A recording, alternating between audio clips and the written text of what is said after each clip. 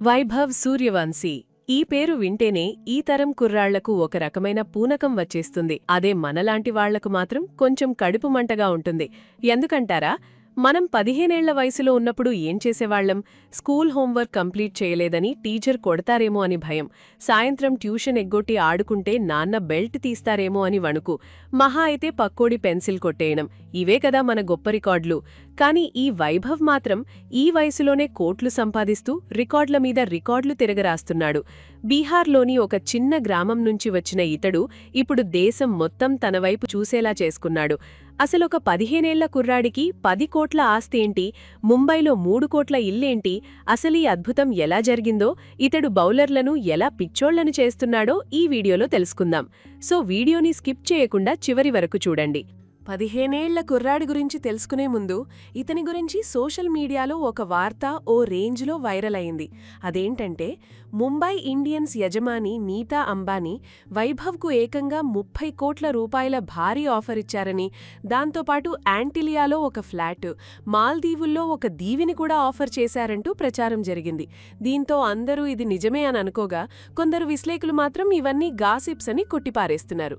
కానీ ఒక విషయం మాత్రం నిజం. రాజస్థాన్ రాయల్స్ మరియు ముంబై ఇండియన్స్ మ్యాచ్ ముగిసిన తర్వాత నీతా అంబానీ స్వయంగా వైభవ్ సూర్యవంశీని ఆప్యాయంగా పలకరించి అతని అద్భుత ప్రతిభను అభినందిస్తూ కోట్ల రూపాయల విలువైన రోలెక్స్ గడియారాన్ని బహుమతిగా ఇచ్చారు. ఇక అసలు విషయానికొస్తే, వైభవ్ ప్రయాణం బీహార్లోని సమస్తిపూర్ జిల్లా తాజ్పూర్ అనే చిన్న గ్రామంలో మొదలైంది. సాధారణంగా మన ఊర్లో పిల్లలు 4 ఏళ్ల వయసులో ఏడుస్తూ స్కూలుకు వెళుతుంటే ఈ వైభవ్ మాత్రం అప్పుడే బ్యాట్ పట్టుకున్నాడట. వాళ్ల నాన్న సంజీవ్ సూర్యవంశీకి కొడుకులో ఏదో స్పార్క్ కనిపించింది. అందుకే ఏమాత్రం ఆలస్యం చేయకుండా కొడుకుని క్రికెటర్ చెయ్యాలని డిసైడ్ అయిపోయారు. 9 ఏళ్ల వయసు వచ్చేసరికి సమస్తిపూర్లో ఒక అకాడమీలో చేరాడు. కాని అక్కడున్న వసతులు అతని టాలెంట్కి సరిపోవని పట్నాలోని గెన్నెక్స్ క్రికెట్ అకాడమీకి షిఫ్ట్ అయ్యాడు. ఇక్కడే అసలు ట్విస్ట్ ఏంటంటే, రోజూ ప్రాక్టీస్ కోసం ఆ చిన్న కుర్రాడు 100 కిలోమీటర్లు ప్రయాణించేవాడట. మనం పక్క వీధిలో ఉన్న స్కూల్కు వెళ్లడానికే 10 సార్లు బద్ధకంతో ఆలోచిస్తాం. కానీ ఈ కుర్రాడు క్రికెట్ కోసం పడ్డ కష్టం నిజంగా వేరే లెవెల్. వైభవ్ కోచ్ మనీష్ ఓఝా గారి దగ్గర శిక్షణ తీసుకున్నాడు. కోచ్ గారు చెప్పేదాన్ని బట్టి వైభవ్ రోజుకు 500 నుంచి 600 బంతులు ఆడేవాడట. ఉదయం 8 గంటలకు మొదలైతే సాయంత్రం 4 గంటల వరకు నాన్ స్టాప్ బ్యాటింగ్. కోచ్ అలసిపోయి బంతులు వేయడం ఆపేసినా ఈ కుర్రాడికి మాత్రం ఆకలి తీరేది కాదట. చివరకు బౌలింగ్ మెషీన్లను కూడా వాడాల్సి వచ్చేదట. ఈ లెవెల్ డెడికేషన్ ఉంటే కదా 12 ఏళ్ల వయసులో రంజీ ట్రోఫీలో అరంగేట్రం చేసేది. అవును, మీరు విన్నది నిజమే. కేవలం 12 ఏళ్ల 284 రోజుల వయసులో బీహార్ తరపున ముంబైతో జరిగిన మ్యాచ్లో ఆడి రంజీల్లో అడుగుపెట్టిన 4వ అతి పిన్న వయస్కుడిగా రికార్డ్ సృష్టించాడు. మనం ఆ వయసులో గల్లీ క్రికెట్లో అవుట్ అయితే బ్యాట్ నాది అని ఏడుస్తూ ఇంటికి వెళ్లిపోయేవాళ్లం. కానీ ఈయన మాత్రం రంజీల్లో దిగ్గజ బౌలర్లను ఎదుర్కొన్నాడు. ఇక్కడ మీకొక చిన్న ప్రశ్న. ఒకవేళ మీరు 12 ఏళ్ల వయసులో ఉండి స్టేడియంలో వేల మంది ముందు ఆడాల్సి వస్తే మీ ఫీలింగ్ ఏంటి? అసలా బ్యాట్ బరువు మోయగలరా, లేక టీవీలో చూస్తూ ఎంజాయ్ చేస్తారా? కమెంట్స్లో చెప్పండి. ఇంకో విషయం, ఇంత చిన్న వయసులోనే వైభవ్ సంపాదన చూస్తే షాక్ అవ్వడం మీ వంతు. 2025 ఐపీఎల్ వేలంలో రాజస్థాన్ రాయల్స్ ఈ కుర్రాడిని 1.1 కోట్ల రూపాయలకు కొనుగోలు చేసింది. అప్పుడతని వయసు కేవలం 13 ఏళ్లే. 13 ఏళ్లకి కోటి రూపాయల జీతమంటే మన దగ్గర పీహెచ్డీలు చేసిన వాళ్లు కూడా ఒక్కసారి తమ డిగ్రీల వైపు చూసుకుంటారు. ఢిల్లీ క్యాపిటల్స్ కూడా ఇతని కోసం బిడ్డింగ్ వార్లో పోటీ పడిందంటే ఇతని రేంజ్ ఏంటో అర్థం చేసుకోవచ్చు. ఐపీఎల్ చరిత్రలోనే కాంట్రాక్ట్ పొందిన అతి పిన్న వయస్కుడు మన వైభవ్ బాయ్. ఇక ఐపీఎల్ 2025లో ఈ కుర్రాడు చేసిన రచ్చ అంతా ఇంతా కాదు. కేవలం 14 ఏళ్ల వయసులోనే ఐపీఎల్ సెంచురీ చేసిన మొదటి ప్లేయర్గా చరిత్ర సృష్టించాడు. గుజరాత్ టైటన్స్పై కేవలం 35 బంతుల్లోనే 100 కొట్టేశాడు. అది కూడా 14.32 రోజుల వయసులో. ఇందులో 11 సిక్సర్లున్నాయంటే నమ్ముతారా?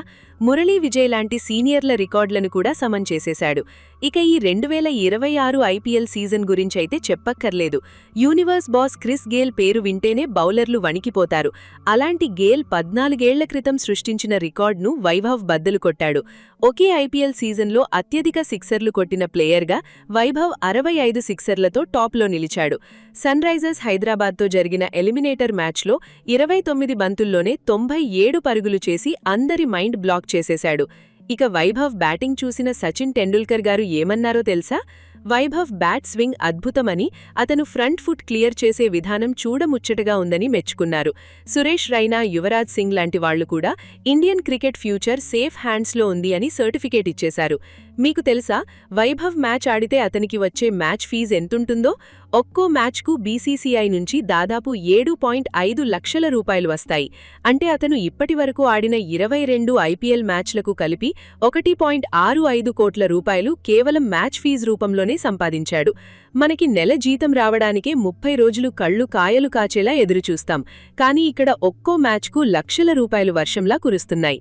ఇక వైభవ్ ఆస్తుల విషయానికి వస్తే 15 ఏళ్ల వయసులోని ఇతని నికర ఆస్తి విలువ 10 కోట్ల రూపాయల పైమాటే అని అంచనా. బీహార్లోని తన సొంత గ్రామంలో 40 నుంచి 60 లక్షల విలువైన ఇల్లుంటే, భవిష్యత్తు కోసం ముంబైలో 2.5 నుంచి 3 కోట్ల రూపాయల లగ్జరీ అపార్ట్మెంట్ కొంటున్నాడట. అది కూడా ముంబై అంటే సామాన్యం కాదు కదా. ఇక ఇతని దగ్గర ఉన్న కార్ల గురించి వింటే ముక్కున వేలేసుకుంటారు. ఐపీఎల్ 2025లో హైయెస్ట్ స్ట్రైక్ రేట్ ఉన్నందుకు ప్రైజ్గా వచ్చిన టాటా కర్వ్ ఈవీ ఒకటైతే, రాజస్థాన్ రాయల్స్ యజమాని రంజిత్ బర్తకూర్ గిఫ్ట్గా ఇచ్చిన మర్సిడీస్ బెన్స్ మరొకటి. కానీ ఇక్కడే ఒక పెద్ద ట్విస్ట్ ఉంది. వైభవ్కి ఇంకా 15 ఏళ్లే కాబట్టి అతనికి డ్రైవింగ్ లైసెన్స్ రాదు. అంటే ఆ కార్లను అతను తోలలేడు. కేవలం వెనకాల కూర్చుని ఎంజాయ్ చేయడమే. మైనర్ అయ్యుండి మర్సిడీస్ కార్లలో తిరగడమంటే ఆ రేంజ్ వేరే కదా. వైభవ్కి బ్రాండ్స్లో కూడా విపరీతమైన క్రేజ్ ఉంది. ప్రముఖ హెల్త్ డ్రింక్ బ్రాండ్ కాంప్లాన్ అతన్ని తన బ్రాండ్ అంబాసిడర్గా నియమించుకుంది. థోడా ప్లాన్, థోడా కాంప్లాన్ అంటూ వైభవ్ చేసే యాడ్స్ మీరు టీవీల్లో చూసే ఉంటారు. ఇలా బ్రాండ్స్ ద్వారా కూడా అతను భారీగానే వెనకేస్తున్నాడు.